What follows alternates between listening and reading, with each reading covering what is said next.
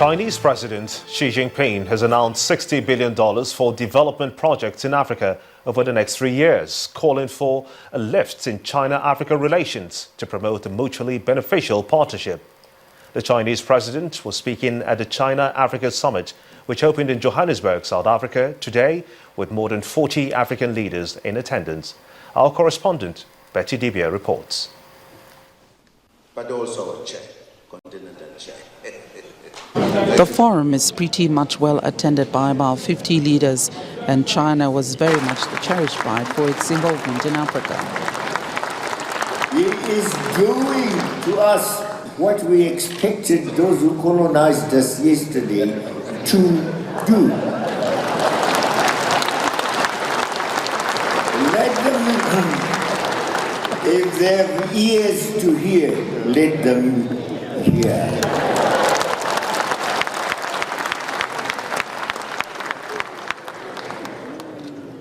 We will say he's a God-sent person.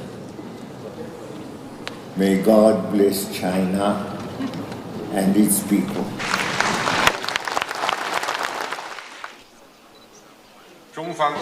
The Chinese President Xi Jinping spoke on his country's eagerness to establish and improve cooperation mechanisms with the African Union as well as regional organizations on the continent in fields such as political affairs, the economy, trade and culture. Excellencies, this gathering represents the hopes and aspirations of about 2.5 billion members of humanity. We must therefore ask ourselves, what are the few areas that will lift our people out of poverty, live up to their aspirations in the context of a win-win cooperation and friendship?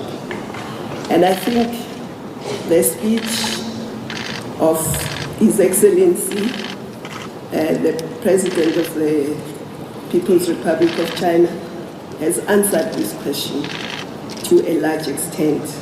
Strategic partnership and cooperation between Africa and the People's Republic of China is an important instrument towards the achievement of what development goals. President Muhammadu Buhari meets his Chinese counterpart as well as business leaders this evening. If you look at one of the shopping lists of the President of China, he's saying that he's going to support Africa. They are going to make massive investment in agriculture and especially in the rural area where local farmers will be empowered. I see that for me is very encouraging. And the forum continues on Saturday when First Ladies will meet on HIV and AIDS, which will be followed by the presentations by heads of government and the closing ceremony. From the Sandton Convention Center in Johannesburg, South Africa, Betty Dibia, Channels Television News. Meanwhile, on the sidelines of the summit, President Muhammadu Buhari held talks with his Chinese counterpart, Xi Jinping, on China-Africa cooperation. The Chinese president announced an investment package of $60 billion for Africa. After the meeting, President Muhammadu Buhari spoke to journalists about the outcome of the meeting. He also hinted that he will likely visit China early next year to follow up on some of the issues discussed. Would also like to warn that the visuals you're about to see contains some flash photography. We have, this government is now getting to 7 months. But we have inherited projects into the previous government side with China, especially in infrastructure, railways, and then working in agriculture in a number of the states. And the Chinese farms are performing, they are doing very well. And I promise at the head of this government now to consolidate those gains, and then I will write to ask for a visit to China. Okay, welcome. The latest, towards the end of the first quarter. And April next year. or First quarter. Okay. Around March, April next year. Okay, welcome. Mr. President, what are the priority areas of your meeting that you're going to regard to implementation? What investment already China is making in Nigeria, that's our area of priority of discussion, what is physically on the ground and how to move forward. That's what we discussed.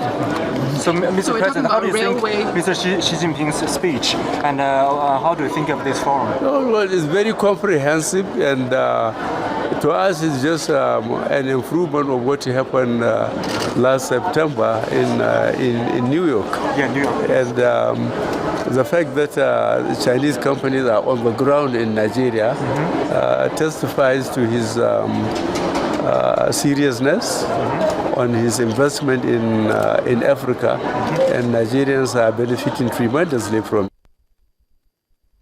Nigeria's President Muhammadu Buhari.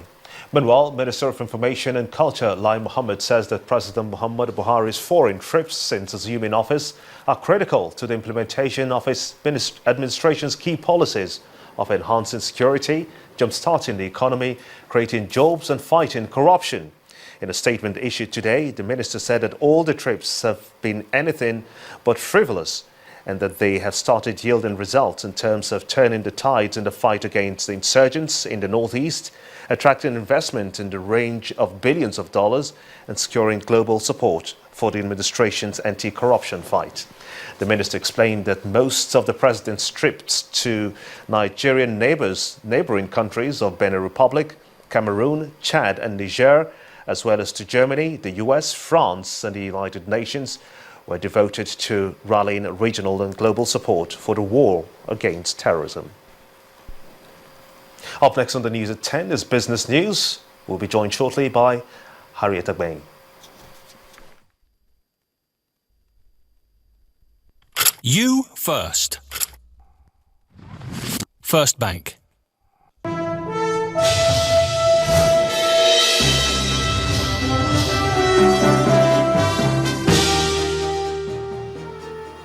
Well, members of the Organization of Exporting Countries, OPEC, meeting in Vienna, Austria, today failed to agree on an oil production ceiling at a meeting that ended on a sour note after Iran said it would not consider any production curbs. At the end of today's meeting, OPEC President and Nigeria's Minister of State for Oil, Dr. Ibe Kachukwu, explained the group will keep production output at about 31.5 million barrels a day.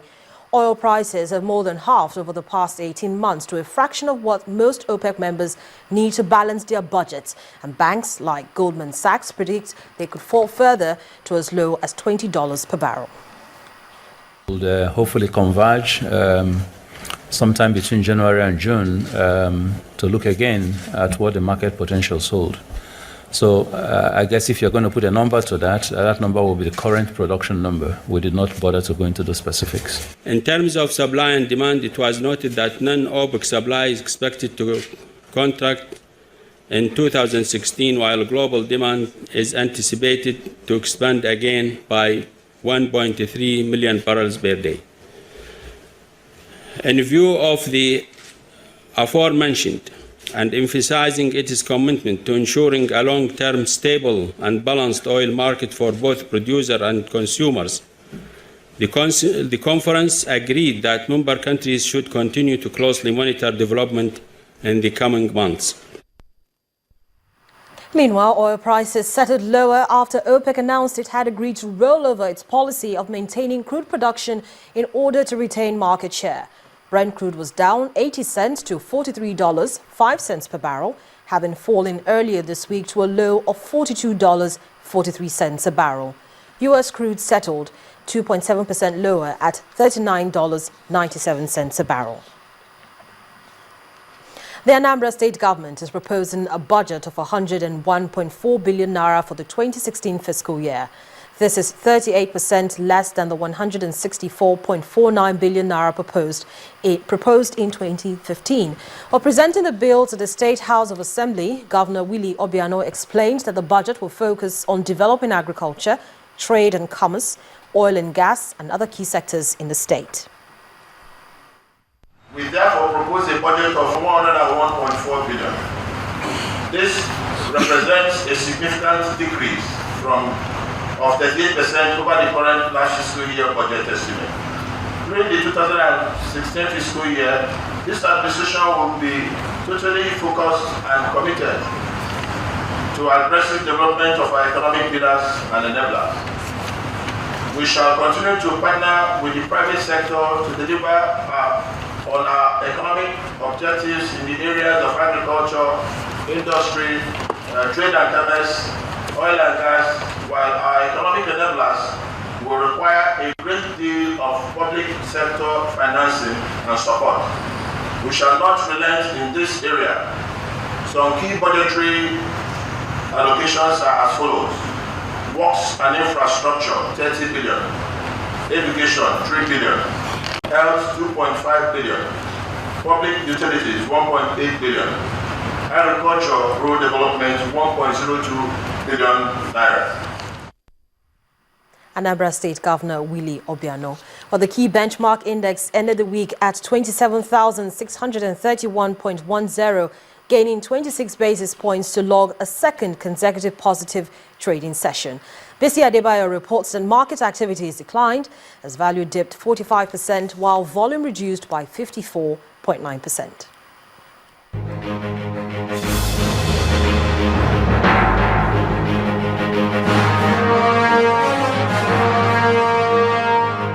Hello and welcome to the stock market reports. The Nigerian equities market ended the week on a positive note, sustaining the positive momentum recorded the previous session. The all-share index appreciated by 0.26% to close at 27,631.05. Market capitalization also rose to 9.50 trillion naira. Friday's top price gainers include Nestle with 2.23%, Okomo Oil with a 10.22% increase, and WAPCO with 1.53%. On the flip side, Unilever, Guinness, and Nigerian breweries were the top price losers for this session. Guarantee Trust Bank, Access Bank, and ETI were the major contributors to market volume. When the closing gong sounded, volume came in at 112.32 million, valued at 1.69 billion naira, and exchanged in 2,317 deals. That ends the stock market reports. I am Bisi Adebayo.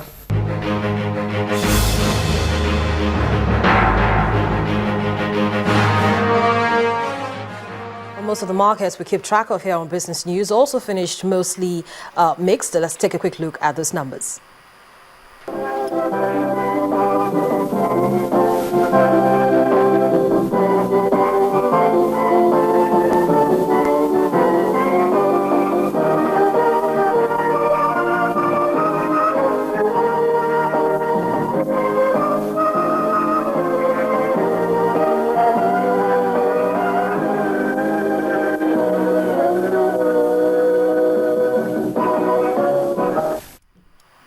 Well, that's it on Business News for tonight. I'm Harriet Agbeni. Gimba returns in just a moment. You first. First Bank.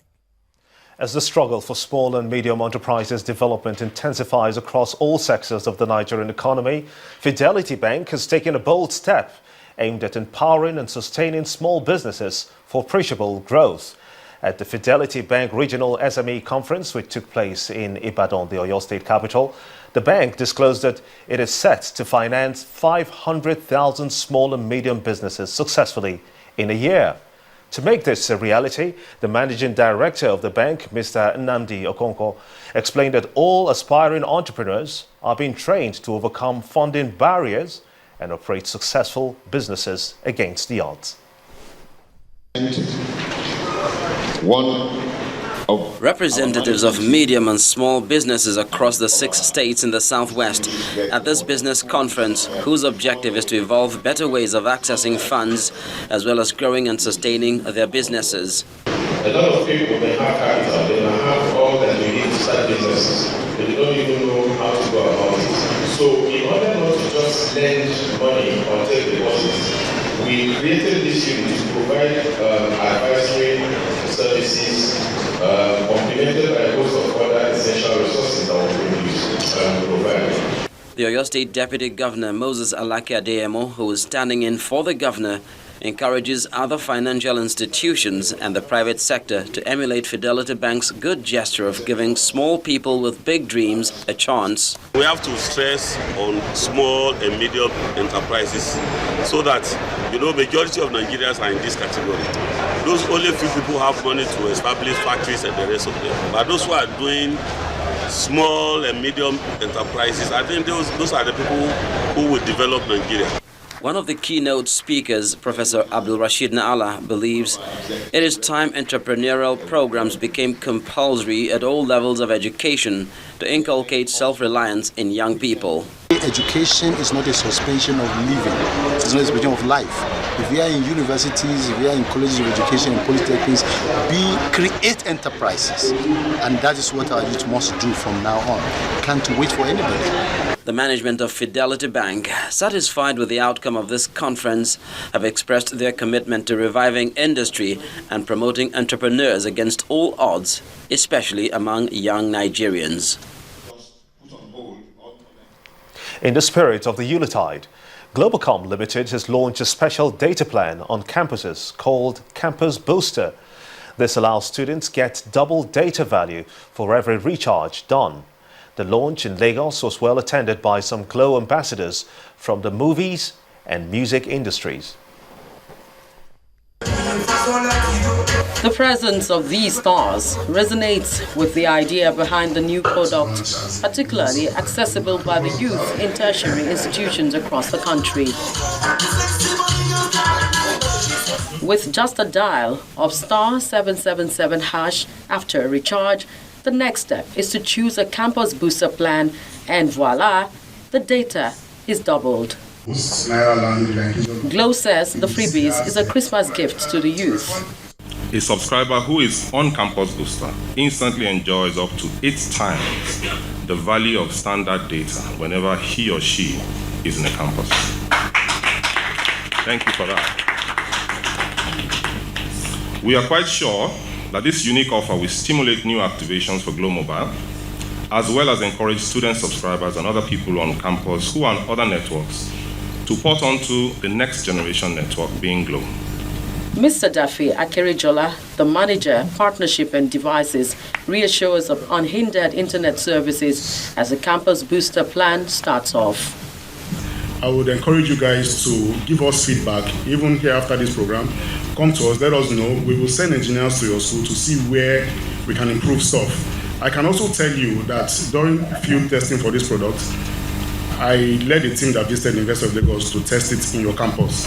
And to the best of our observation, it works very well. But again, you know your school better than us. So if you feel there are areas where we are not covering you well, please, tell us, and then we will go there to expand. But like we said earlier, the network is, evolving and getting better all the time.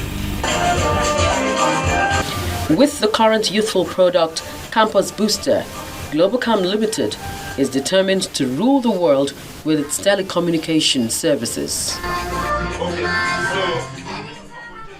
Next on the news at 10, FIFA Ethics Committee slams 90-day suspensions on newly indicted Executive Committee officials. That's on Sports News. Stay with us.